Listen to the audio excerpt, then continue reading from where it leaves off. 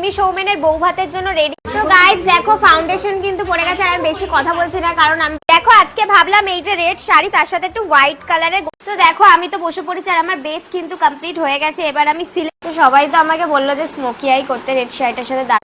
তো আমি তো সবসময় রেড লিপস্টিকই বেশি প্রেফার করি, কারণ আমার রেড লিপস্টিক।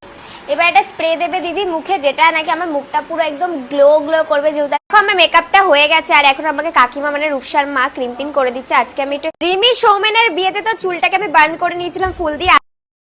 দেখো আমি তো অলমোস্ট রেডি হয়ে গেছি, আর এখন চুলটা শুধু বাকি রয়েছে। আর এই যে সুন্দর শাড়িটা তোমরা তো দেখো আমার হেয়ারে তো এক্সটেনশন লাগালাম, আর হেয়ারের এক সাইড কিন্তু কার্ল অলরেডি হয়ে গেছে। তো চুলটা রেডি হয়ে গেছে, আর আমাকে সবাই এত প্রশংসা করছে এত।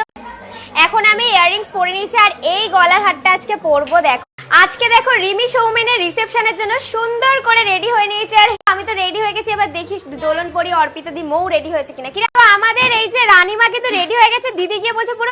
কিন্তু রিমি আর সৌমেন রেডি হয়ে চলে এসছে, রিমি কিন্তু চলে এসছে আর ওর গিফট নেওয়া। তো আমরা তো দিয়েছিলাম টি টেবিল, আর আমরা চলে এসেছি রিমি সৌমেনের, আমরা তো এসেছি রিমি সৌমেনের বউ ভাতে। আর দেখো আমার মমতাময়ী মা কিন্তু রেডি হয়ে চলে এসছে, কি সুন্দর লাগছে।